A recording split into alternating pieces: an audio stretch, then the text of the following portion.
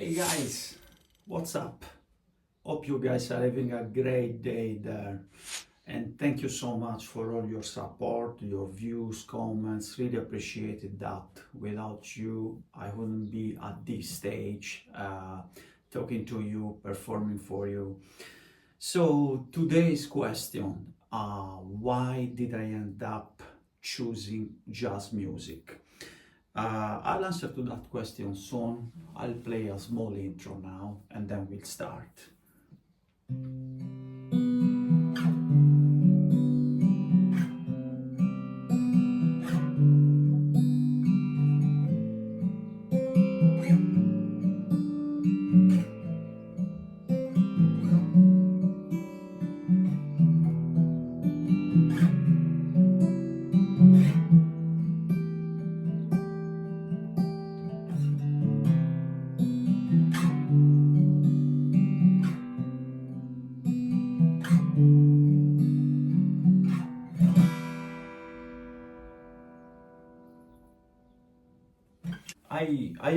First of all, I didn't prepare a script to follow, and because I wanted to be as open as possible and talk to you like I'm talking to a friend, and I didn't want to prepare anything, but really for me, the answer is it's all about creativity, the freedom that gives you the jazz music, and being free. There are really no rules to follow, and I really like the improvisation where you can put your own stamp and ideas on the music you play.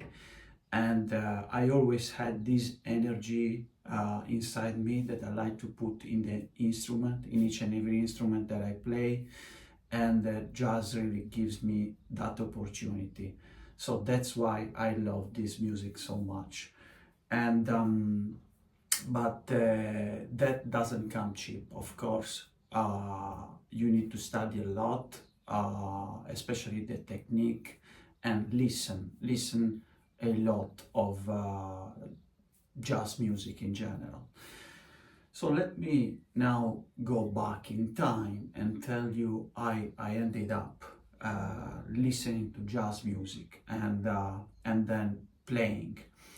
So I think I was in the 15, 16 years old, and then really when I started playing with local bands, and we were playing mainly the songs that you can hear since I started this project. I just wanted to put there the type of music and music path that I've done since I start playing and since I start approaching music.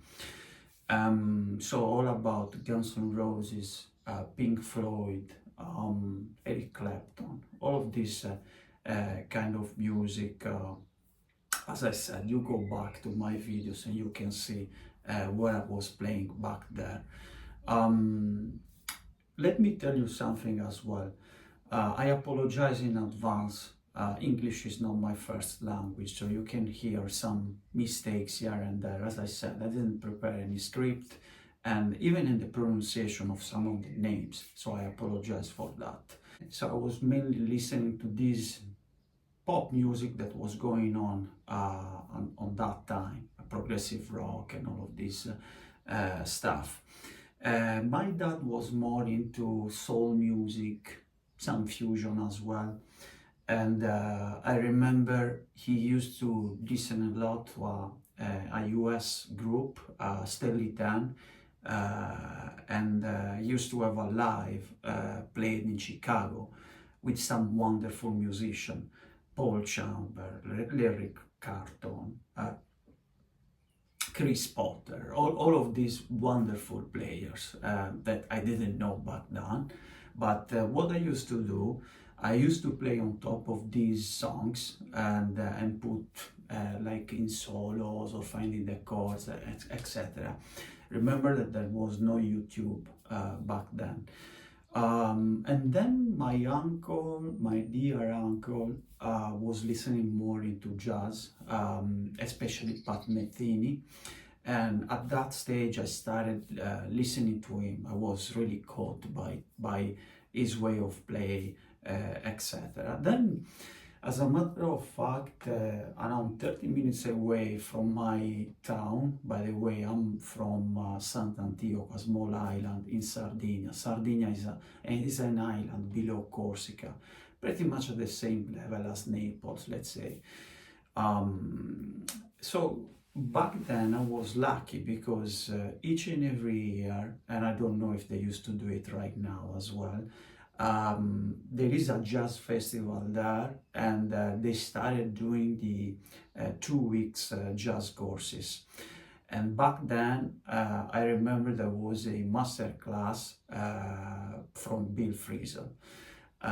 So it's one of my favorite musicians right now. So I went there and started following the courses, and I was really caught by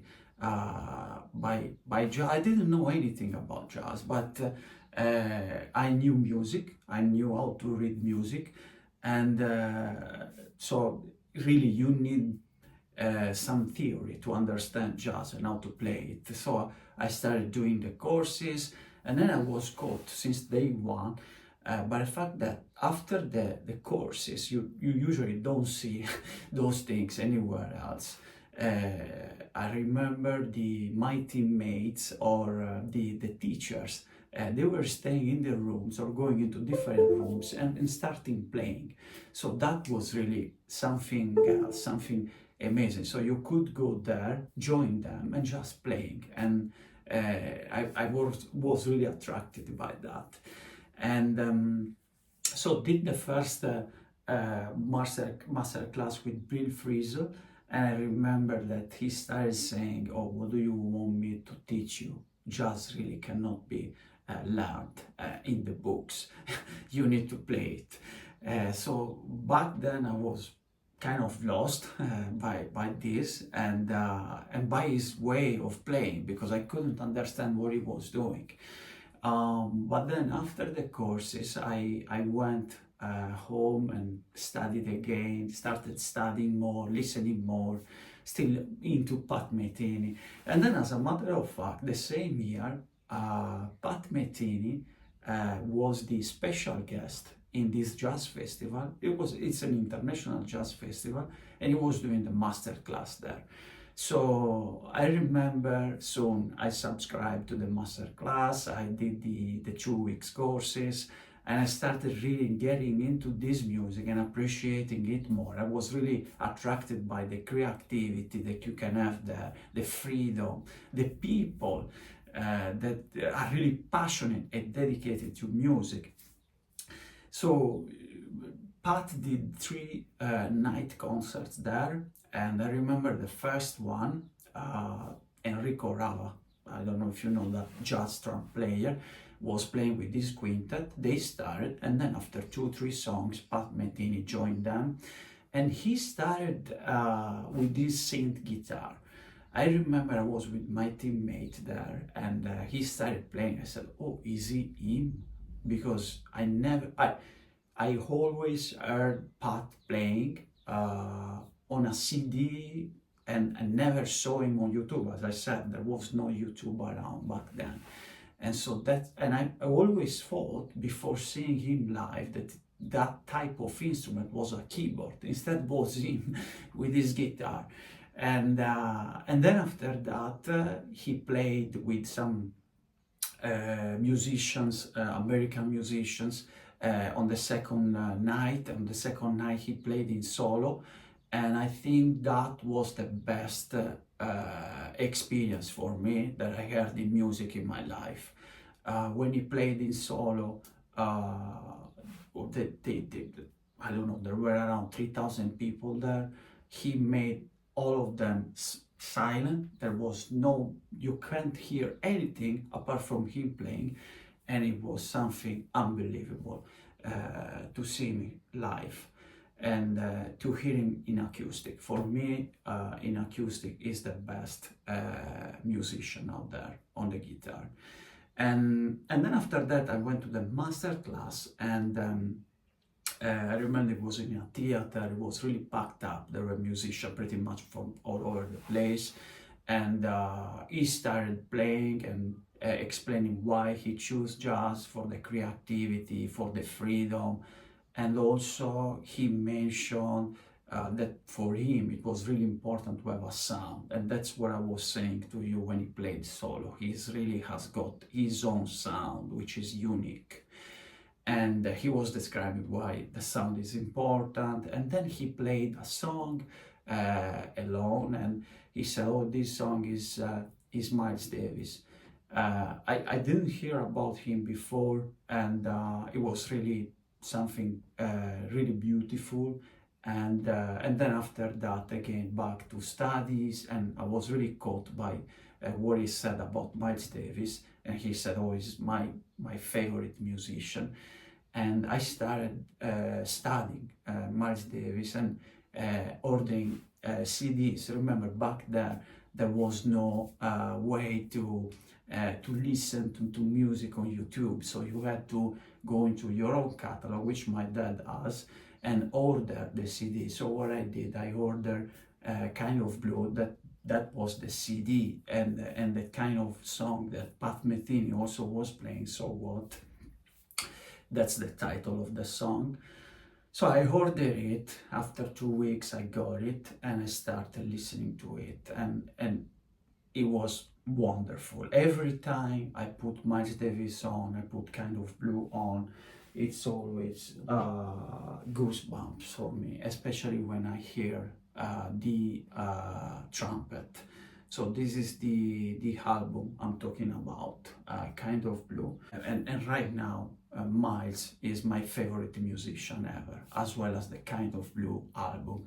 I think, in my personal view, the legacy that he left, nobody will leave it. There are wonderful musicians out there, but Miles is something else for me. So let me also, I put some lines here because I want to make sure that I touch base on everything. So really, why do I like so much Miles? Again, talking about creativity, talking about sound, that was really the guy that was emphasizing these main topics. And why I ended up liking him so much, because of the sound that he has on his own. He had on his own. Moving on, then the following years, I think there was a master class done by Steve Coleman and then Dave Holland. I saw both of them live.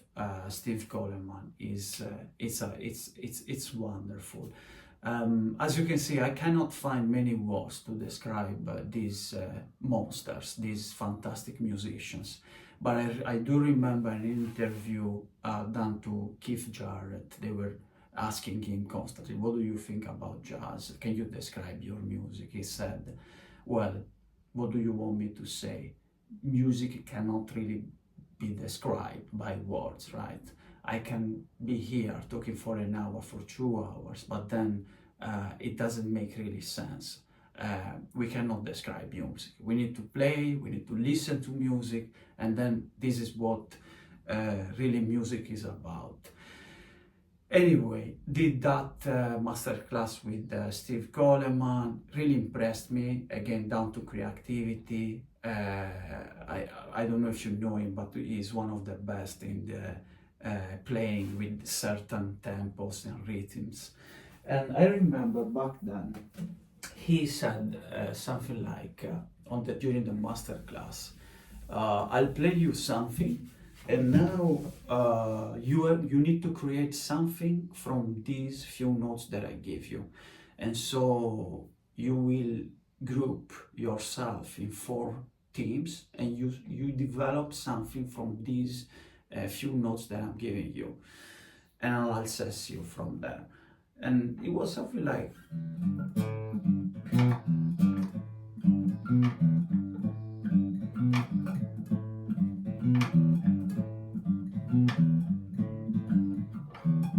etc. So that's just to tell you what really jazz is and how it can develop, right? As I mentioned before, why do I like it so much? Because you start from something that is written there, and you can put your own stamp on it, your ideas, your creativity. So that's really it. Let me see what else I wanted to touch base with you. We talked about the jazz festival. We talked about Miles Davis. Oh yeah, one thing again, down to how the musicians are and how different, how things work differently in the jazz environment. I remember back in the days, I was in a room playing the piano and the trumpet, kind of blue of Miles Davis, and William Parker, I don't know if you know him, but he's one of the best double bassists out there. Was a teacher back then in the jazz courses. He came in and oh, this is all blues. Can we play it together? He is asking me if we can play it together. William Parker. I said, why not? So we ended up playing it, the whole track. I've got also, my teammate was there witnessing, likely he took also a picture of us. And both of these pictures, this one and this one, it's myself playing with Mr. Parker.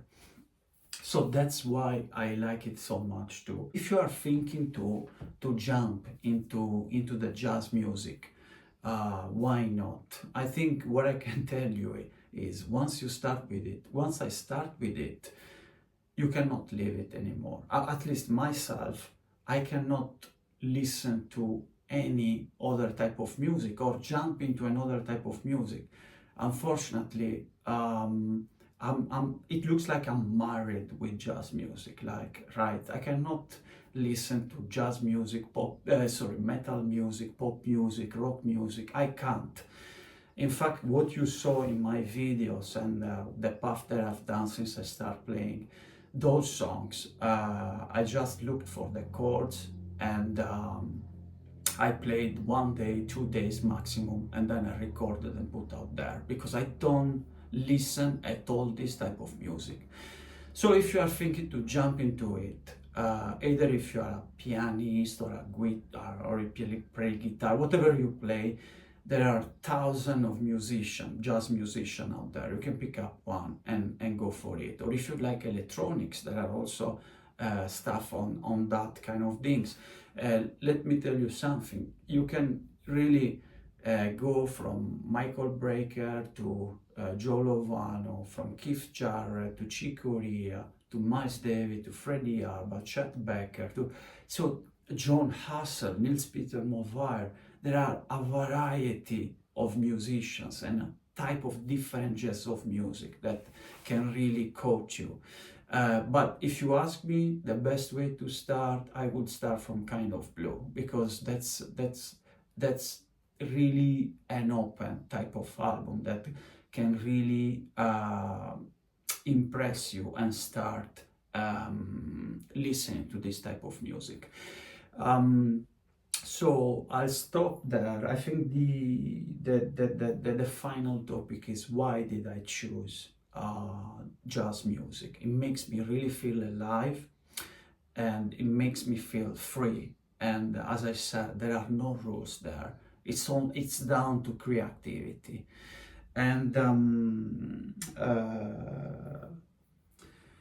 there are different opinions out there, of course. Let me touch base on this. For example, there are some jazz experts or pundits that believes that the jazz finished in the 50s.